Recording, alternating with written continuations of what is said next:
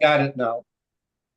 Welcome to One Work, Five Questions, episode 81. And this is my favorite episode of the year. Why is that, Dr. Holowchak? Or Colonel Holowchak? Let's see. Mosquitoes are out. No, one more. One more guess. You only get two guesses. It's just your birthday. No, well, it's not my birthday, but it's the birthday of, it's our birthday. Jefferson Jackson, my dog. Darn, how did I not know that? Oh, little Jeffy, bad little Jeffy. Baker is prohibited from playing with Jeffy. That's all right. Jeffy's prohibited from playing with anybody. He ran away yesterday. All right, that's why he's All right, bad. so we have a 4th of July special show. Yes. We're going to celebrate it again. Yes, we are celebrating. It is the Declaration, the world's greatest political document. Well, I can answer that, and then we're done with the show. Well, that's a large claim, and I do think it's true. I do too. Yes, I'd like to count the countries. Maybe someday I'll do that research. How many countries that one document has influenced? Probably just go right to Wikipedia and But that's get some not a info. scholarly. Wikipedia is not considered a scholarly resource, is it? It's actually, no, it's not, but it's actually quite good in many cases. In many cases, it's very easy to tell whether it's good or bad, depending upon the sources that are cited and stuff. But often, I use it, honestly, I use it often, quite often. Well, I use their sources. I go to the source list and I work from there to check for scholarly. Yeah, it's often quite good. It's been improving over the decades. So yes, I remember when anyone could just put information. Wiki, I'll tell you one thing about Wiki, by the way. And I think we talked about this. They have blocked me from putting anything on Thomas Jefferson. You believe that? I had someone from Europe, a European country, who had a master's in like economics, when I was posting stuff, correcting information on Thomas Jefferson, Sally Hemings. He just blocked me, and Wiki banned me from posting anything on there. So that tells you something about that source. So the most prolific scholar in the history of the world on Thomas Jefferson cannot even post on Thomas Jefferson. Right. So yeah. That's so. Yeah, I don't consider that. I mean, it's nice to go to for general things and general like dates. I know when I first started my graduate degree, dates, trying to remember the dates of everything was so. But yeah. Anyway, so let's get to. I can't wait to do today's show. It's my favorite. I love 4th of July. And I love that movie you had recommended, the 1776 musical. If you haven't seen it, please watch it. It's very good. Okay, so with the 4th of July creeping up on us, today we do our annual 4th of July show. This year, we are, again, looking at the Declaration of Independence, but not for the sake of logical analysis. We have before done that, but for the sake of assessing its relevance, both in its day and in ours. Because you'll often hear, I've heard students, especially teenagers, oh, that's old. It doesn't, we need to get rid of it and have something new. They don't understand the relevance to today. So it is today known to be a very special document. Of the 192 countries in the United Nations, more than half have a similar document. Was it inspired by our document? Absolutely. Okay, wow. Okay, so you answered my question. Okay, so before beginning, I remind listeners of the aim of this program. We look at one particular writing of Thomas Jefferson's and either examine it thoroughly to see what other scholars have not seen, or we critically analyze some portion of a letter. And as a springboard for further discussion, so like today is a great example. Some things we'll talk about today is going to be the springboard for our real Thomas Jefferson show next week. So stay tuned. This is exciting. I'm driving Dr. Holowchak crazy. Stay tuned to this bat channel. Yes. I'm good at that. I am good at that. Driving you crazy. Okay, so in this episode, we do the latter. So thank you so much, Dr. Holowchak, for being with us. You have it's what? Colonel Colonel- Holowchak. You have over 28 books on Thomas Jefferson, right? 28?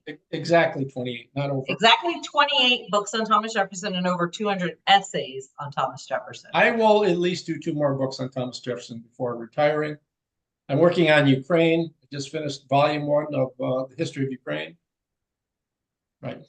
Oh, okay. It's called The History of Ukraine, the Deep Roots. No, it's called Ukraine, the Deep Roots of a Young Nation from Kiev Rus to the Hetmanate. That's part 1. Then I haven't started work on part 2, but I've got a lot to add to part 1, but I did send it out to a publisher to get feedback. Wow. Okay. So that's occupying my time, and I still am interested in Thomas Jefferson, especially liberty. I love the concept of liberty. Just think about it a lot. Yeah, me too. I do too. See, so much so I had a mug made. Yeah. Oh, Liberty Tutors. It's a very good name for your business. It really is. Because I think one of the things you're trying to do is give students a sort of American style education that is practical, but also help students reflect on just the foundation of this country and how lucky we are to be able to speak freely and be able to communicate our ideas. And you can't do that in places like China or Russia and, Right. you know, North Korea and so forth. So anyways, but right. Yes. So I think it had a lot to do. It was inspired by a lot of our conversations as well. Okay. So Dr. Holowchak, Colonel Hall. I can't remember Colonel Hall. I like Doctor better. I like Colonel. It's got that, even got that Colonel Sanders look right. Like I look like you got a chicken leg. We're eating a chicken leg. Go off and fry some chicken right after the show. You never know. I did make some borscht, my delicious borscht. I found I was cleaning my classroom here, and I found 2 recipes that I had printed to make that. I still haven't made it yet. All right, on with that. Okay. I think we have 5 minutes left. Oh, fine. Oh, okay. Yes. Question number 1. You mentioned in a book that Thomas Jefferson was part of a 5-man committee selected to draft the Declaration, and that the task was dumped on him. Why was that?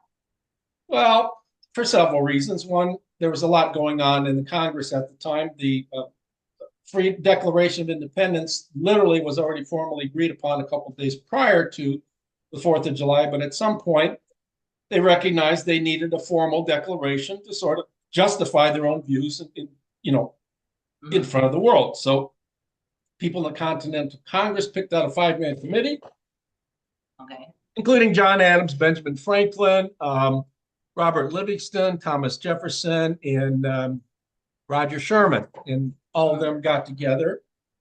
And the task was dumped on Jefferson for several reasons. Adams says at least a couple of reasons. One is that he's a Virginian. Another is that he's a very, very talented writer. And Adams says, well, I'm universally hated. So anyways, and probably because he's young and it wasn't expected to be as celebrated a document as it happens to be today. It was just expected, we've done something and here we're going to a formal announcement after it has been done 2 days later. Right. So yeah, it's just like saying, oh, we're expressing to the world that we declared our independence. No one ever thought it. And the reason it became famous is because of Thomas Jefferson. I believe that. So he writes this. Jefferson says, the committee for drawing the Declaration of Independence desired me to do it. So he was tasked with the dirty work, sort of like sweeping the floor after a carpenter's done with his work. And he was a Virginian too. That was important. But I think he came into his own. So he was at a house at the Graff House from June 11th to June 28th. So that's what, 17 days? Not even 3 weeks. At 7th and High Streets. High Street is now Market in Philadelphia, and he works on this document. And you can imagine it's the 2nd floor. It's got to be uncomfortably hot. And Jefferson, I think, was in his element. I think he just was. He was a young man at 33, and he's sort of like, I'm writing this important document. I'm going to put my heart into it. And I think he had I think we talked about before, Jefferson fell into it like a child playing with building blocks. I think he had a real fun time writing. So 3 weeks, that's it? That's all it took him to Not write? even that, not even that. Oh my goodness, you know how long would it take if you Write the first sentence, 3 weeks, right? 17 days for the first sentence. And I doubt you possibly? would have come up with the same document. If my book, The World Without Thomas Jefferson, I just sent it out to another publisher, if that ever gets published, you will see Thomas Jefferson wasn't alive. Um, I think I have in the book John Adams tasked with writing it. It comes out really badly. And then Sherman takes it over, and Sherman's all pissed off because Adams did such a sloppy job. And he comes up with a decent document, but it's ignored for the most part because Jefferson didn't write it. Didn't have Jefferson's flair. And we'll talk about why Jefferson made such a difference. You have a couple of really good questions later for me. Okay, so question number 2. Okay, so Jefferson begins the declaration when in the course of human events it becomes necessary for one people to dissolve the political bands which have connected them with another and to assume among the powers of the earth the separate and equal station to which the laws of nature and of nature's God entitle them. A decent respect to the opinions of mankind requires they should declare the causes which impel them to the separation. There's a lot going on in that statement.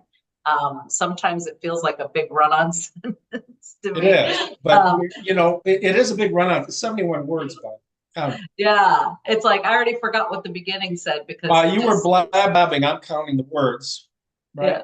Yeah. While you were expatiating on this sentence, and I counted the words. 71 words. So it is a long run-on sentence, but there's a lot going on, like you said. So can you walk us through it, please? I will try. Okay. Some things strike me. You can do this with the whole document. That's why you can revisit stuff that Thomas Jefferson wrote again and again and again without being tiresome. Right. He says, when in the course of human events, he's talking about human events at any time. So here's a sense of timelessness. It becomes necessary. So there's a sense of necessity. Why is it necessary to talk about the separation from the colonists, from America, from Great Britain? Because he's going to say later, some of abuses, Jefferson points to the King George III of England, that is heaped on the American colonists, most of which deal with unfair taxation. So we have this necessity, number one. He talks about dissolving political bands. Now, what is a band? Something tying. So he's acknowledging that there's a band between the colonists, colonial Americans, and Britons. Most of the colonists came right from Britain. So, there's a reason to dissolve those bands. What is that reason? I think he articulates that in his summary review of the rights of British America, which we're going to do next week. And he talks about the separate and equal station, right? That leads, I think, in something you brought up, and we'll talk about next time, is the right to secede. We are separate, but we're equal. There's an ocean that separates us. And in some sense, even if there wasn't abuse of certain rights and privileges vis-a-vis Britain with respect to the colonies, that ocean would have made inevitable separation from the mother country anyway. It's 3,000 miles of ocean we're talking about. To have to, for every action that you want to accomplish or do, to have to get the blessing of the mother country just is not, that ain't practical. Right. And then he talks about laws of nature, nature's God, entitle them. And Jefferson is getting into entitlement by nature and by God, presumably nature created by God for Jefferson. Doesn't say that, but that's what we know he believed elsewhere. So you've got God creating nature, so God is ultimately responsible for the law. So what does he mean by God sanctioned or nature sanctioned rights? Isaac Newton publishes his Principia Mathematica, where he talks about the law of gravity, right? Two bodies being attracted to each other in proportion to their masses and inversely proportionate to the square of the distance between them. Take, for example, his law of inertia, that a body in empty space at rest will remain at rest, and a body moving in empty space will continue moving. Right? That's a law of nature. We know that from studying physics. How Newton knew that, obviously, is difficult to say because there is no empty space, strictly speaking, because even in space far away from bodies, the bodies still have an influence. But the idea is that we have a law of physical objects. That law applies to physical objects. We know by our own study and experience, when Jefferson's talking about God-sanctioned or nature-sanctioned rights, he thinks it's the same way. When you study, for Jefferson, nature is just entirely physical. If you study physical nature, you'll see in some similar sense the rights that humans have. That's a very weird claim. In the same way I can physically study how bodies interact, I should be able to see in nature that humans have rights, one of which is because of our equality, and one of which is the right to secede. So those are some things that stick out just in one long sentence. And you have to remember, people were used to writing long sentences at the time. That was the style. You can't do that today because, if you write 6 or 7 words together, most people tune out. It's too much cognitive overload. What'd you say? I'm joking. Proof right there. I wouldn't be boasting about that, teacher Donna. That's not a good thing. Well, my mind is thinking of, like, even today. I mean, could we, if this document never existed, could we write this today? Well, that's another question. And you can write a document of secession, yeah, which is no. I mean, would anything happening in our country today feed someone to write a document like this? We'd have to be Declaring- seceding. I mean, they're Yeah. we'll talk about that next week. Yeah. People talk about Texas seceding from the Union or California seceding. Right. The problem of secession. I mean, you could do that if you could show probable cause abuses and things like that. And we'll talk about that next week. It's intriguing. Oh, that's going to get juicy. I already can't wait till next week. Okay, question number 3. You claim the greatness of the Declaration consists in its timeliness and its timelessness. Can you explain the first, timeliness? By timeliness, I mean the political nature of the work. It's grounded in space and time. We go back to that first statement, right? You gave us, where are we going here? Where's your first question? You say, whenever in the course of human events, it becomes necessary for one people to dissolve. This is all timeless. There's nothing timely here. He's not talking about anything in particular space and time. He's talking about things generically. If there's abuse at some point, then one group of people has a right to separate off from another group of people. And that's something that's timeless. But the timeliness is, what we're talking about. Some of the courses you're doing. And I said, one of the things I like is that they're timely. They're particular. You're pointing to particular things. You're doing small things and you're trying to do it thoroughly, which I always like to do. The timeliness of it is Jefferson giving his 18 plus reasons. I say 18 plus because the number of that's, I think, comes out to be 18, but some of those that's are compound sentences. In other words, more than one reason given in what seems like one reason. So he's talking about concrete abuses at the hands of the king that give colonists a right to separate. There is concrete, the longest of which was a passage excised by the Congress on slavery, that it's a practice it needs to be. And how people do not even know that was part.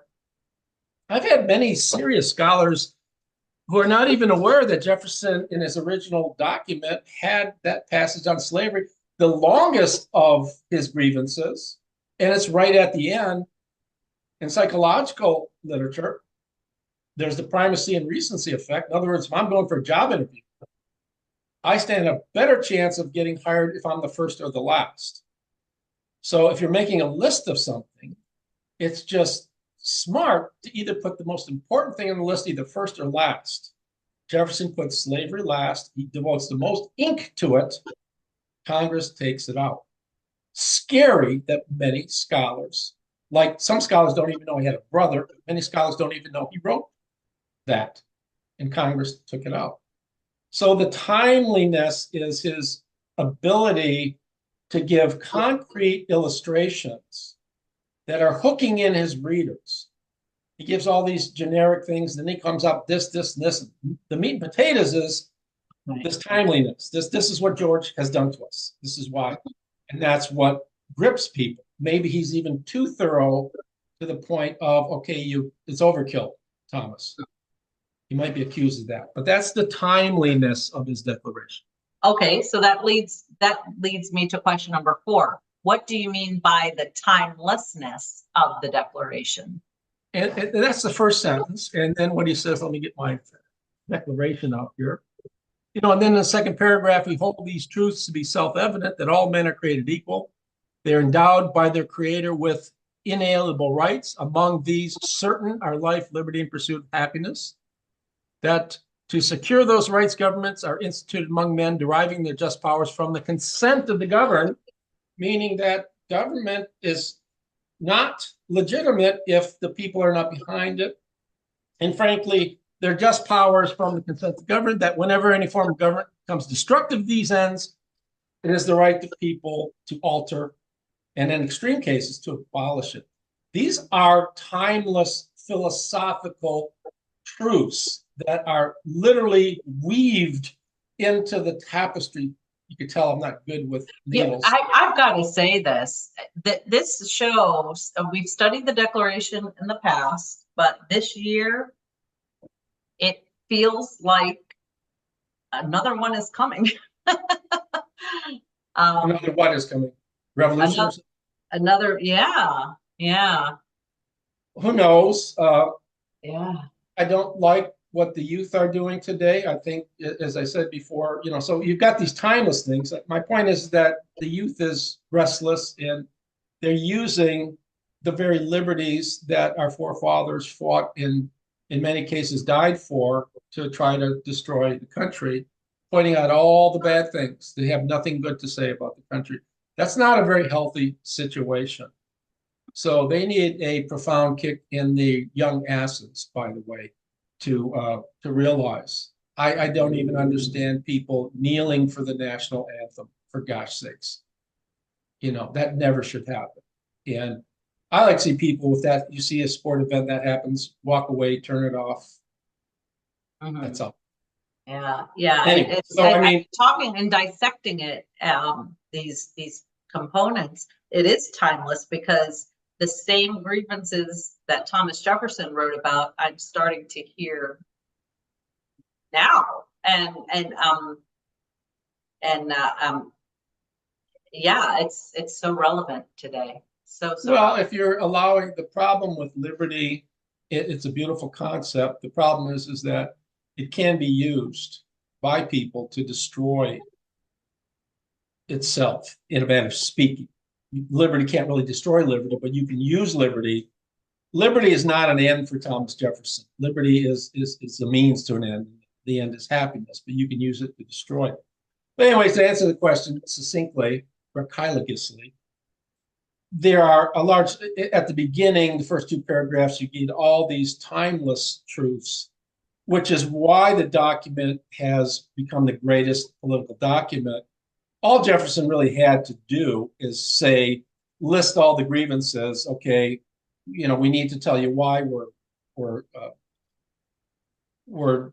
disjoining from Britain, and here are the reasons. End of story. But no, he's got this philosophical component, and that philosophical component is what makes the document great and timeless. What makes it the greatest political document ever. Right. I think you agree, right? I do. Yes, I do. Okay, so question number 5. This is our big question here. A viewer commented on Colonel Holowchak's take on the thoughts of Connor Cruz O'Brien and Thomas Jefferson's radical conception of liberty. Can you comment on that? Yeah, I got the Colonel Holowchak in there. I saw, hey, I like Yes, I remember it. It was always, a deep thing with me, always to want to be, when I was younger, I wanted to be Pope.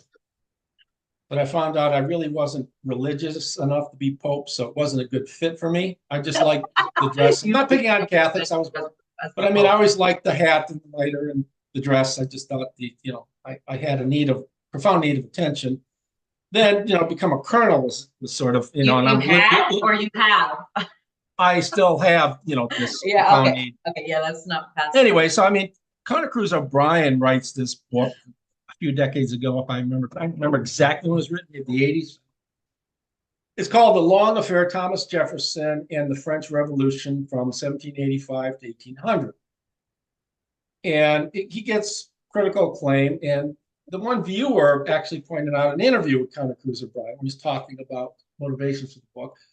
And I, read his book, and I read an essay that he wrote as a summary of his book. And it's somewhat tantalizing, but it's radically mistaken. O'Brien thinks that Jefferson, during his time in France, starting with his time in France, came under the spell of a radical sort of liberalism which sanctioned violence. Anything goes for the sake of advancing liberty, right? And he didn't care about the excesses of the French Revolution, how many people died, and so forth. It was based on 3 letters concerning Shays' Rebellion, your favorite, one of which is your favorite, Tree of Liberty. Abigail Adams, 1787, William Stephen Smith, 1787, William Short in 1793. So within the confines of 1787, roughly, to 1793, there's no question that Jefferson, while he's in France, is thinking a lot about liberty. And he's, the French people are talking about revolution while he's there. And, the French Revolution starts prior to him leaving. And he's excited because he's thinking, liberty has contagion like a disease. Yeah. And if it starts in America, if it establishes itself in France, then at some point all of Europe will become free in the American sense of free. Right. So to Abigail Adams, he writes, I wish liberty, always to be kept alive. It will often be exercised when wrong, better so than not to be exercised at all. I like a little rebellion now and then. It's like a storm in the atmosphere. If Connor Cruz O'Brien, this is really, liberty's like a storm. William Stephen Smith, God forbid we should ever be 20 years without such a rebellion. Thomas Shays, okay, it's better than people to be even if misinformed, to act on behalf of liberty than to be lazy. Wait, repeat that again. Repeat that sentence again. This is not direct. This is a paraphrase, but Jefferson thinks it's better for people, even if misinformed, to act on behalf of liberty than to be lazy. So it's better for people, even if misinformed, even if misinformed, to act on liberty. Yeah. And you can say that's what's going on today. Interesting. Well, yeah. I think in some sense, I think his thing is this. He doesn't expect people to act through misinformation.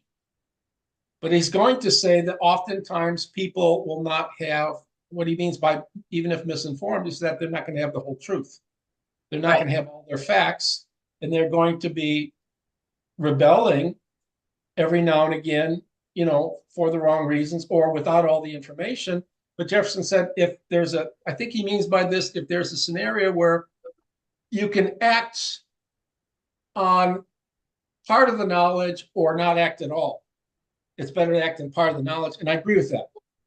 Simply because once you fail to act at all, you don't care. You're dead. Right. So I get it. And then to William Short, he says, the liberty of the whole earth was depending on the issue of the contest, and was ever such a prize won with so little innocent blood.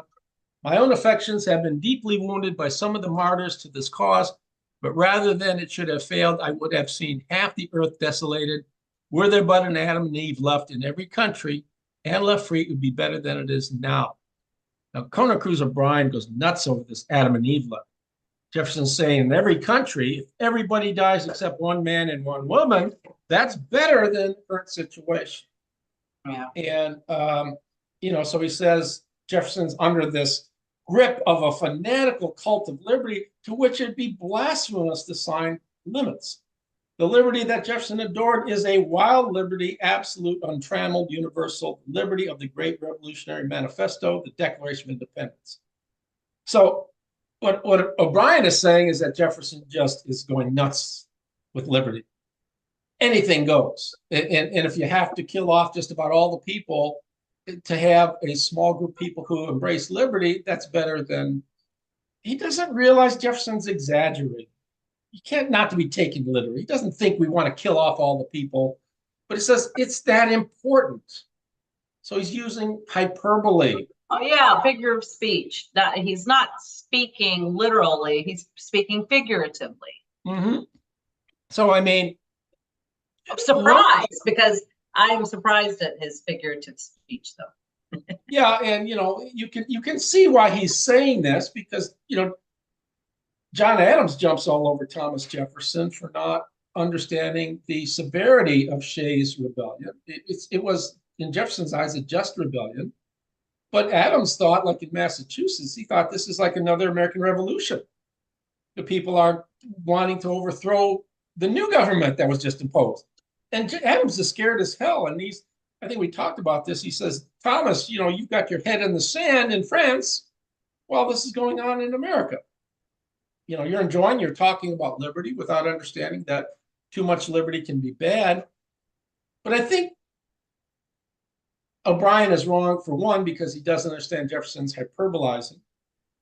Two, Jefferson never viewed liberty autotelically, meaning as an end in itself.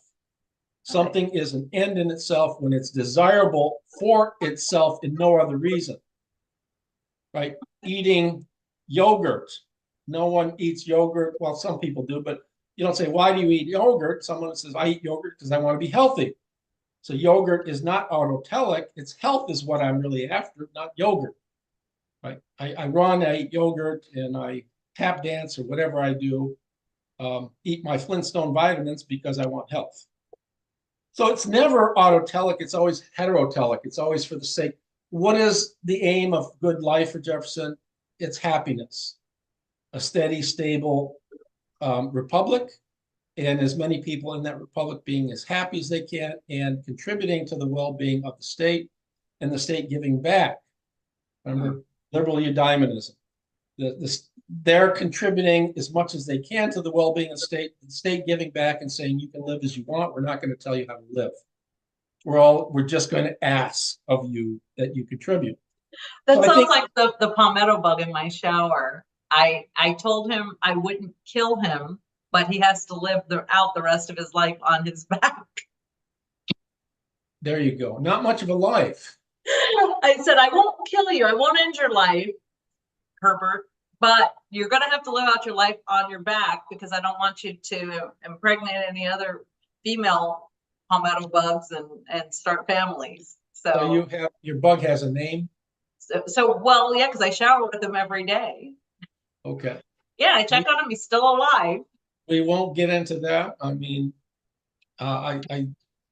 if we could figure out what your daily ritual is from time of waking till showering with your bug, right, that'd be very informative. Yeah, I talk to him every day. You will explain at some point how this ties in with Jefferson's conception of liberty, I hope. Anyways, I mean, look, my view is, of course, Jefferson, has these letters where he's speaking really loudly on behalf of liberty. And you say, if I take it liberally, uncritical action on behalf of liberty is better than no action. Right. And I think all he means by that is that, look, you have to act for liberty. You have to fight all the time. It's something you fight for. You have to understand it's there. And I said, it's like air or water. You can't live without water. You can't live without air. But we just don't think about water and air on a daily basis because it's there all the time, even though it's so precious to us. So is it safe to say that Jefferson was not a fan of complacency? not with respect to liberty. I mean, you can't be happy. And that's all he meant is that, look, we had a revolution in his eyes for the sake of securing liberty for all the colonists and setting an example.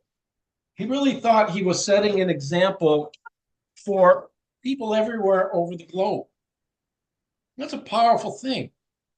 From now on, people are going to have, through the example of the American Republic, an example of a country that embraces the freedom of all of its citizens and a citizenry that works towards the good of the well-being of the Republic, where all the people freely choose to participate. It's a sort of healthy, it's a tit for tat scenario. So he would say that, look, the generation of the founding fathers is literally fighting on behalf of liberty. And that's a very, very good thing, you know? Yeah. So yeah, I agree. You have your clock. We have abundance. Yes, I have a clock because an abundance of time. I've got to tell our closing so people can prepare for next week's show. I'm done with Corner Bruce. I dismantled him. Okay. Yes, you did, and you did a very good job. Views. You can do a good job at dismantling anyone. Yeah. What's going on for next week? I would never go up against you. This is your topic for next week. Okay. Yes. As I've been intrigued by Thomas Jefferson's assertion of the natural right of any people born into any nation to expatriate from that nation and begin anew elsewhere their life in Thomas Jefferson's summary view. Next week, we look at the summary view as what Colonel Holowchak says is a uniquely Southern document. We shall also tackle the counterfactual issue of what Thomas Jefferson would have said about the South seceding from the North prior to the Civil War. Because so this time in reading and preparing for the show brought up different issues than it did last year and the year before that. So this is why I like to revisit topics, because as I'm learning and growing in my history knowledge, it's making me think deeper about other parts of history. And I don't know why the Civil War and secession has been a big thing for me, and the emancipation and the effect on the South. So I'm curious to know would he agree? So that's next week's for the real Thomas Jefferson, right? And it's good to revisit some of these tremendously important documents like the Declaration without covering exactly the same material, because there's so much.